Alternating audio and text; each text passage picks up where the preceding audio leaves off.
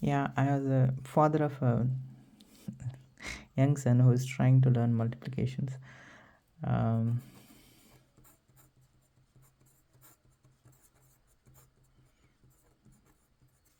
I was trying to help him learn maths multiplications, in which you say 1 cross 1 equal to 1 and 1 cross 2 equal to 2, 1 cross 3 equal to 3, and 1 cross 4 equal to 4. Yeah, when I was like going like this, my son was asking why you say 1 cross 1 equal to 1 and 1 cross 2 equal to 2. I was trying to say, anything you multiply with 1 is the same number. But and then I was telling him to just think of it as just like this is a concept and this is how it is, and it's a rule that you understand it like that. And that's what my teachers taught me, because 1 cross 1 is 1, 1 cross 2 is 2, 1 cross 3 is 3, and 1 cross 4 is 4, and then so on. And that's how you have to understand. But then he was not happy with my explanation, so I was just thinking about the concept, and then it hit me that there is something called matrix.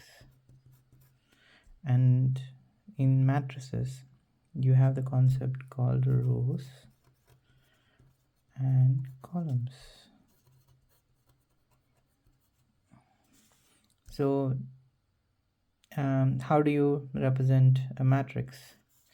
It's rows cross columns.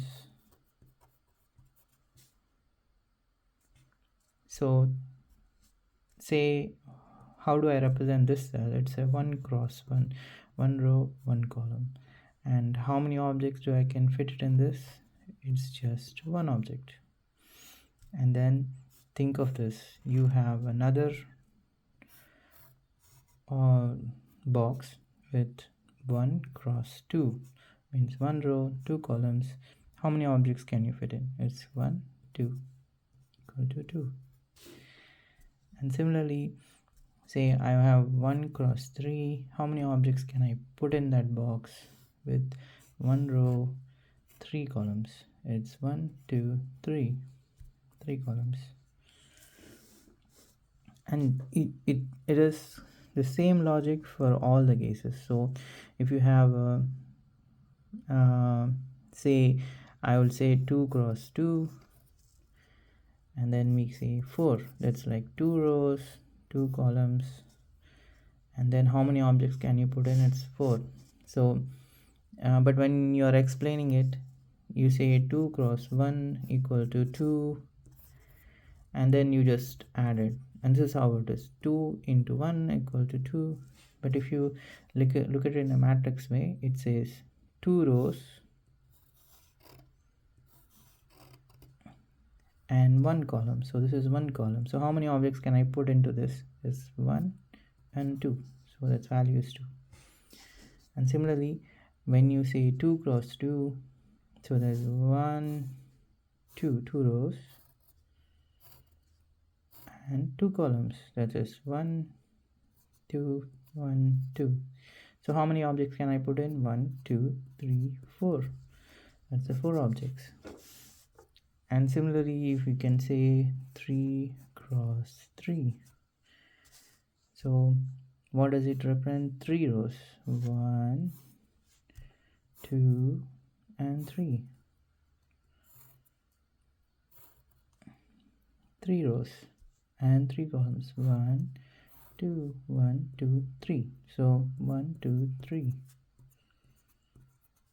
So how many values or how many objects can you put in this? So I will say 1, 2, 3, 4, 5, 6, 7, 8, and 9. So the value is 9. And if you go on, it would be like this. And I think say if you have a guy who has a big box with some number of rows and some number of columns. So how many objects are there in this can be put in? So say we have wine bottles or Coca-Cola bottles, and then we need to put it in a crate with this many. So let's see how many objects are there. 1 2 3 4 5 6. 1 2 3 4 5. So 5 rows cross 6 columns. How many objects do you think? We can just say 1 2 3 4 5 6 7 9 10 11 12. Next is 18, and then 24, and then 30. So 6 plus 6 plus. So here I can say 12, 13, 14, 15, 16, 17, 18, 19, 20, 21, 22, 23, 24, 24, 25, 26, 27, 28, 29, and 30. See, it's so simple. And then in my school days, we have this multiplications tables.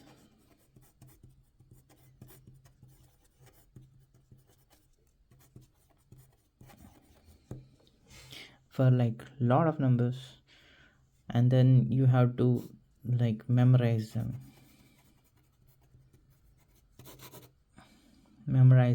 and without understanding what they represent, what is the concept, I used to by heart them, and then I used to mug up the stuff. But this actually helps understand the problem, what we are trying to represent, and why this value is 9. And the other way is like multiplication. Some people say that there is addition, and then you are adding the same number n number of times, and then you are getting the value by counting the number. And then instead of adding these things, you just say 2 as a common, and then 1 2 3 4 equal to 4. So this is how usually they teach, but when you look at it this way, it's simpler to understand, but and simpler to relate. And what we are trying to do is trying to get how many values can a matrix of n rows and m columns can be filled with different types of objects, and then you get the value by counting the number of values in that object. But maybe wrong, but this explanation actually is more relatable when you try to understand the multiplications. Maybe there are other concepts, maybe there's other ways to explain this stuff, but I found this really interesting and really simple to explain to some children, especially my child. Think what is what and what I am trying to represent, and why you need to do it like this, and easier way to by heart or memorize. There are other ways to memorize. Some say rules, like why there is a 1 rule, there is a 2 rule, there's a 5 rule, there's a 10 rule, there's a 9 rule, and there's 11 rule.